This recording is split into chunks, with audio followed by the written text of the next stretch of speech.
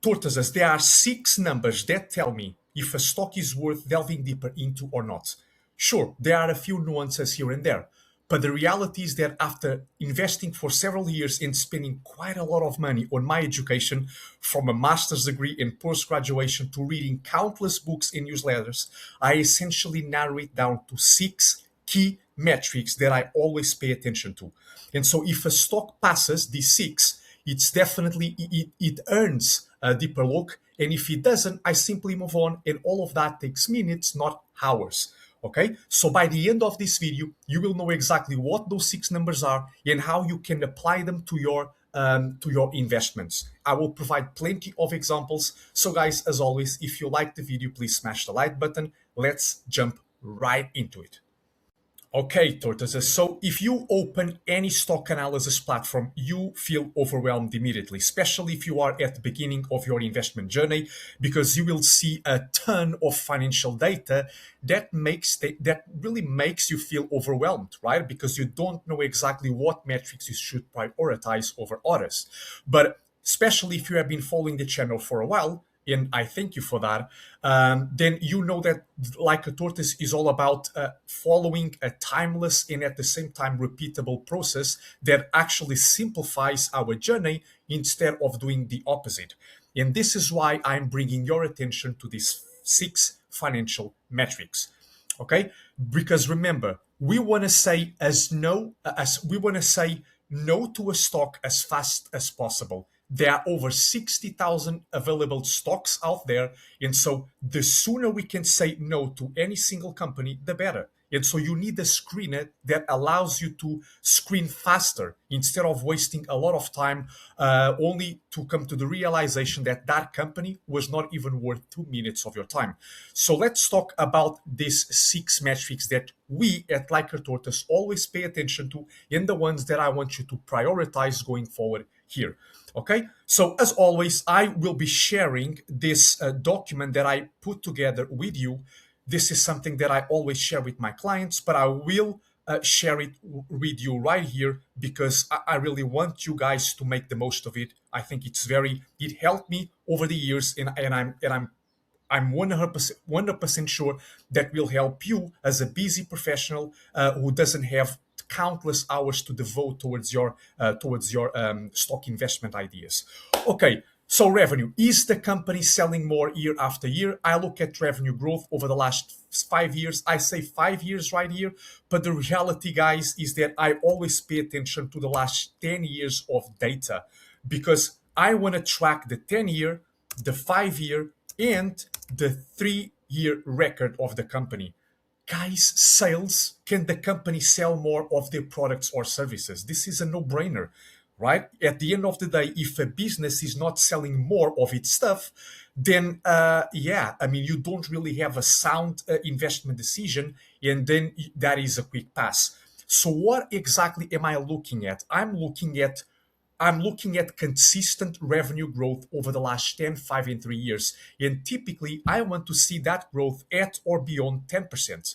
So, for example, I have Novo Nordisk right here. And by the way, huge congratulations. I know many of my clients have invested in this company very near the bottom. And the stock is already up almost 50% from the recent lows. And so if you are one of them, huge congratulations. I'm so happy for you. Let me know in the comments below if you actually bought Novo Nordisk and if you are already in the money like many of us already are. Okay, but so let's talk about Novo total revenue. If I show you the chart right here, first let me minimize this. You can see that going back to 2010, revenues have been compounding by about 11.45% per year. And then if I zoom in on this, you can see that since 2016, that growth has been at about 12%. And even if I zoom in on this further, you can see that since 2020, revenues have even compounded faster at about 19.48%. What does that tell you? It tells you there is demand for whatever they are selling. And then you have to understand what that is. And if you think the outlook for the industry is going to continue to look positive, right? So if you are constructive on the outlook of the industry, then you can more or less project what the next 5 or 10 years will look like. Yeah, but here I look at the past, again, 10, 5, and 3 years worth of data and see the growth rate at which revenues have compounded. Okay, so that definitely checks that box. And as you can see right here, consistent growth without big collapses. I don't like those bumps that you see, especially with highly cyclical companies. And that is also one of the reasons why when many of you guys bring me those stock ideas for me to analyze at the end of the month when I do the free live calls, many of them are quite cyclical, and you can't really make a reasonable, educated guess about where revenues will be in the next 5 or 10 years because they are quite bumpy. I stay away from that stuff. All right. Why this matters? Everything starts with top line. A business that is not growing has to win by cutting costs forever, and that is a shrinking pie. I want companies where the pie is getting bigger. Let me give you another example. Another idea of our portfolio, Lululemon. One of the reasons, guys, I did not put my hard-earned money into Nike was because, unlike Lululemon, Nike's business was shrinking. If you go back 2 years ago, you can see that sales are declining. They went negative, guys. That is not the case with Lulu. Never, revenues never stopped going up. And so the fact that revenues are collapsing, so it means the business is shrinking, to me, that's a red flag. Okay? And so that's one thing. Revenue that jumps around wildly or has been flat for years, that is certainly not my type of business. Now let's talk about gross margin. But then, of course, there are important nuances as well. But I want to make this as simple as possible. So if you ask me, Ed, have you ever invested in a business whose revenues have only compounded by 7% instead of 10? And the answer is yes, I have. However, we want to make this as simple as possible. And so if you see revenues compounding at 10% or above for the next 10, 5, and 3 years, that should worth paying attention to. Okay. That's not to say that the business over the last 3 years, if revenues decelerated to say 7%, but the business, but the revenues, the sales are still increasing, and you believe that you believe that the slowdown is temporary, and that the market is already pricing the company as if it's going to go out of business, then this, of course, will make me interested in the company as well. So I hope that makes sense. Gross margins. Why are gross margins so important? Because margins are a percentage of revenues, and gross margins are they are the ultimate indicator of a business pricing power. So out of $100 in sales, how much is left after the direct costs of the product, right? So in the case of Lululemon, giving that example once again, what are the direct costs related to producing those clothes, right? The fabric and all of that, the raw materials, those are all the direct costs. Once you strip that out, you are left with profit margin. Excuse me, you are left with gross profit. So you do revenues minus cost of sales. That gives you the gross profit. And then if you divide profit by the gross profit by, what am I talking about? Yeah. So once you divide, so you do revenues minus cost of sales. That gives you the gross profit, yes. And then if you divide that by revenue, then you're going to get gross margin. And that is the number that we are paying attention to, right? So high and stable. The exact number depends on the industry, but stability is the key. So software might run 70% plus, retail closer to 30%. High stable margins usually mean the company has pricing power. This is what I want you to pay attention to. Customers pay because they want this product. They not just the cheapest one. That's the fingerprint of a moat. Margin shrinking year after year. That's competition eating the business alive, and that can be a really red flag.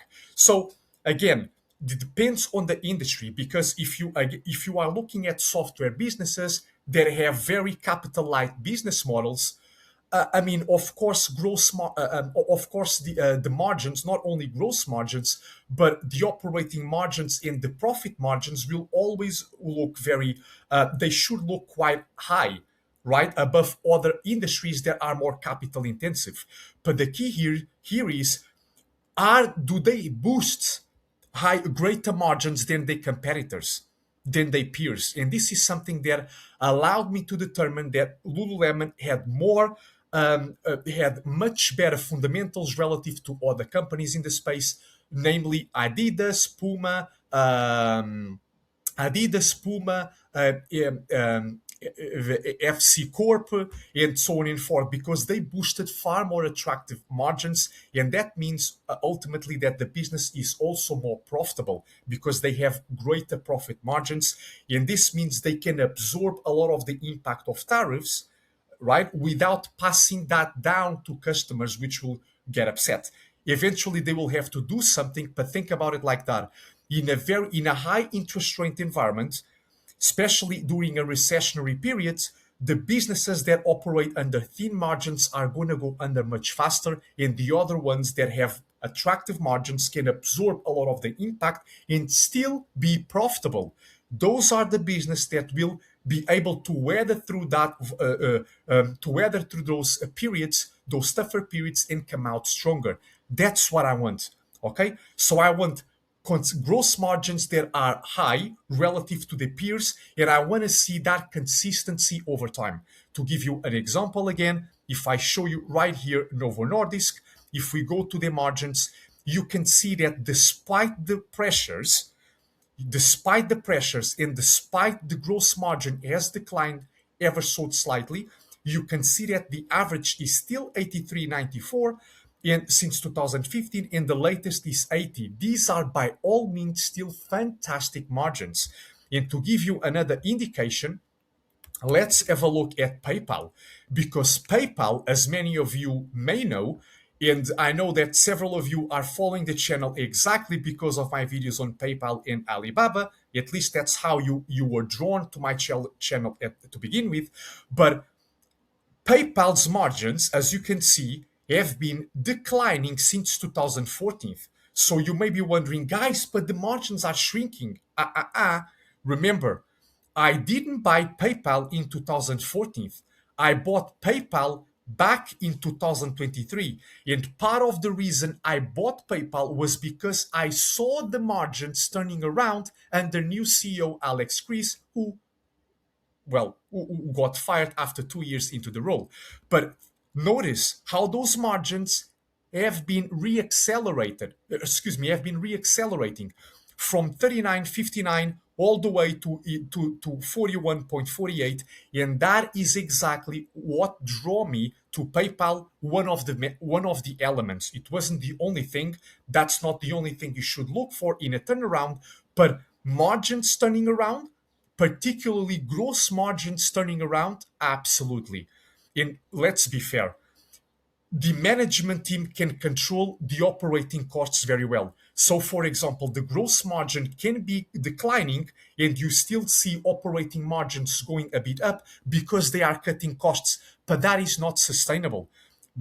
And what happens with PayPal, if I show you this right here, is that all the margins are improving ever since I bought the company. Gross margin, operating margin, and then you also have a net margin right here. All of them are improving, and that tells you something that is very important in a turnaround. So I hope that makes sense. Okay, so let's continue. Number three, earnings per share. Guys, I always look at these numbers, especially as far as income statement is concerned. Why do I look at earnings per share instead of just earnings? And if you are following the channel for a while, then you should absolutely know this. The reason is because I want to see that I want to see that the company is not diluting existing shareholders. So sometimes, right, in some companies, you can see that net income, so profitability is going up, but when you do a net income divided by the number of outstanding shares, in other words, when you do earnings per share, they are either flat or actually declining. Why? Because the management team is behaving like pigs and they are diluting the hell out of shareholders. I don't like that. And so going using PayPal as an example, once again, if we go right here, look at this, you can see that earnings have compounded by 25.8% since 2014. Since recently, right, since 2022, they have compounded earnings by 29.32%. However, if I go to diluted earnings per share, look at this. It's compounded at a faster growth rate. Why? Because they are buying shares. So if they were diluting the hell out of shareholders, you could actually see a negative number. In this case, they are not doing that. In fact, they are buying a lot of shares because they realize that the stock is very cheap relative to fundamentals. And that is what causing the stark contrast between earnings, so core profitability, and the earnings per share. I love seeing this stuff. This is exactly what I want to see. Okay? Awesome. So, earnings per share, the profit attributable to which share you own, growing steadily over 5 years, ideally at least as fast as revenue. In fact, I don't ideal. That is when if revenues are growing at 10% and if earnings per share are only growing at 5%, guys, that is a red flag. Because what I see among the companies that I own is the opposite. So when revenues are growing at 10%, then the earnings of my companies are growing at 13% or 15%, because that's what you should see. You should see that the core profitability is compounding faster than core sales. That is a very good indication. Revenue tells you if the pie is growing. Earnings per share tells you if your slice of the pie is growing. It also quietly reveals two things at once: whether growth actually reaches the bottom line and whether management is diluting you by printing new shares. Revenue growing but earnings per share flat, profits are leaking somewhere, or shareholders are being diluted, in which case you have to do more digging. Okay, so in the case of PayPal, I understand exactly why diluted earnings per share are growing faster than earnings, because if I go to diluted shares outstanding, you can see that since the same since the end of 2022, they have decreased the share count by almost 16.5%. Okay, hope that makes sense. Moving on to the next segment, and that is operating cash flows. And it's important to understand that I'm not mentioning free cash flows here for a reason, because if a company is purposely allocating a big chunk of its free cash flow into reinvestments. So if the company is reinvesting back into the business by acquiring new companies or building new data centers or creating new warehouses, whatever, then the free cash flows are going to look much lower relative to net income. And so if you use the growth rate of the free cash flows over time, what you will be doing in that case, especially if you look at the 5 year and the 3 year average, is you will be punishing the company for doing something that can unlock a lot of profitability and value in the years ahead. So what is a workaround? What I use in these cases is operating cash flow. In other words, the cash that the operations of the business generate. Essentially, how do you calculate free cash flow? You do the operating cash flows minus capital expenditures. When you add capital expenditures back to free cash flows, then you are left with the operating cash flow. That is the number that I pay attention to. And as always, I like to see an operating cash flow growing at 10% or above over the last 10, 5, and 3 years. And so going back to our example of PayPal, if I show you right here the cash from operating activities, you can see that since 2018, you can see, yeah, certainly since 2018, you can see how the cash flow from operations has only compounded by about 2.28%, which is not very good. Typically, I like to see this growing faster. However, what's interesting is that if you look at the free cash flows, and PayPal is a free cash flow machine, you can see that since 2017, free cash flows have compounded by about 14.65% per year. And certainly, ever since I started investing in the company, they have compounded by 4.81%. Why does it look a little bumpy right now? Because of all the reinvestments that the company is doing. If I show you the investments in plants, property, and equipment, you can see that the company is definitely ramping up capex, at least since, if I show you right here the trailing 12-month figure, you can see that we are at the highest levels we've ever been going back since the company became public. Okay, but ideally, guys, once again, I want to see that cash from operating activities is compounding very attractively. And for example, if I show you, going back to our previous example of Novo Nordisk, let's have a look. You will see right here that cash flow from operating activities. Look at this solid growth right here with a few smaller bumps along the way, along the road. But you can see that since 2016, it has compounded by 10%, and even more recently, it has compounded by 19.84% since 2021. It's been a bit flattish, as you can see. However, we do believe that this is temporary and not permanent. So again, this is where understanding the business also comes into play. But a long story short, when you see cash flow from operating activities growing at 10% or above over the long term, that is very good news, right? Okay, so what else do I mention here? The actual cash the core business generates, not accounting profits. Real cash coming in the door, positive, growing, and roughly tracking net income over time. Profits are an opinion. Always remember that cash is a fact. Earnings can be dressed up with accounting choices. There are many ways you can do. There are many things you can do to manipulate earnings, but cash is always king. So operating cash flow is much harder to fake, which is also why one of the things I pay attention to is also the cash conversion cycle, right? So how much of those earnings are how fast can the company convert earnings into actual cash? So cash conversion ratios above 100% are usually a very good sign and a common trait among many of my companies. Okay, awesome. Now, number 5 is highlighted in red, and there is a really good reason for that. Is what is in my opinion the most important metric of all. It's because it tells you how well the management team is using the capital. It tells you how well the management team can use this capital to turn into profits. Okay, so it tells you how efficient they are at using capital invested in its operations to turn into net operating profits after taxes. That's essentially what ROIS means. For every euro the company invests, how much profit does it generate? Again, 10% or above over the last 10, 5, and 3 years is always a good sign. And that is a common trait among the most incredible businesses on earth. This is the compounding engine. A company with high ROIS turns retained profits into more profits. It's doing the Tortoise method internally on your behalf. This is the number that separates good businesses from truly outstanding ones.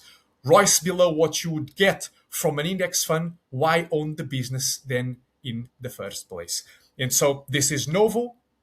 And if I show you Novo metrics, returns on invested capital over time, you can see exactly what that is. Even though this has been under pressure, you can still see that, because you can see the average is 61. Right now we are at 34, but when you compare 34 with the cost of capital of the company, then you will still unlock a lot of the economic spread is still very attractive. And so something that I pay attention to, in addition, look how this thing has been bouncing since the lows right here in 2025. Now, granted, it still collapsed massively due to due to a lot of the reinvestments that the company is making.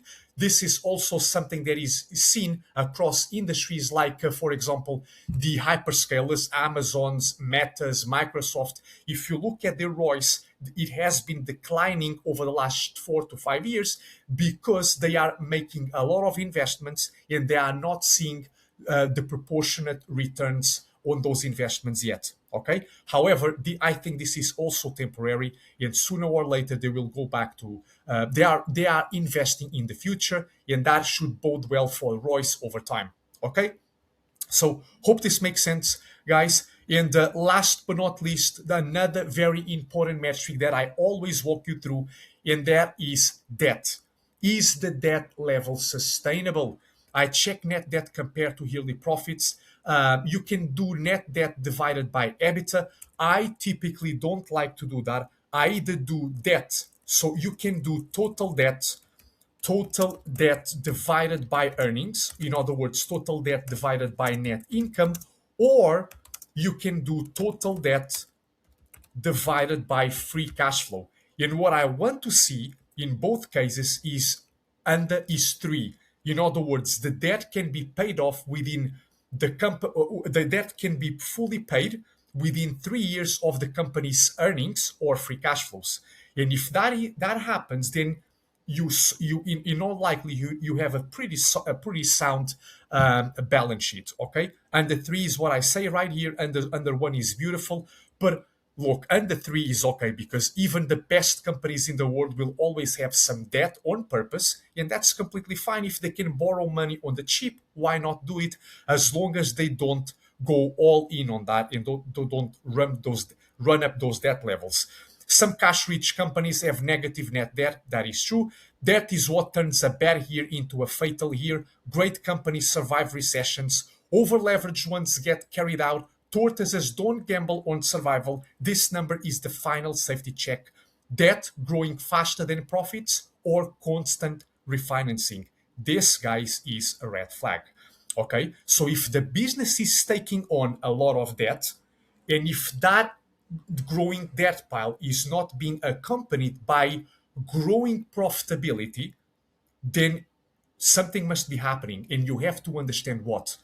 Okay, but if you look at Novo Nordisk, as you can see right here, if I show you the statistics of the business, let's have a look at statistics, and what you can see right here, if this decides to move down, right here, you can see that total debt sits at 22 billion and the net debt is currently at 19 billion. This is significant. However, when you compare it with the free cash flow, you can see that the company could pay down all the debt within less than 3 years of current free cash flows. And this is exactly what I want to see. Okay? This is manageable debt levels. Very, very good to see. In addition, think about all the profits that the company has generated over the last several years. All right? And look at Royce right now sitting here at right here is sitting at 40.42%, when the average cost of capital, the weighted average cost of capital is only 5.80. So when you subtract 40 by 5.80, you are left with this huge economic spread that tells you how much value the company is actually creating for shareholders. Okay, this is a very profitable business. Hope that makes sense. Right, guys, so let's wrap things up right here because I don't want to bore you to death, but this is the recap. So the six numbers: revenue, is the pie growing? Gross margin, does the company have pricing power? Earnings per share, is your slice growing? Operating cash flow, is the profit real?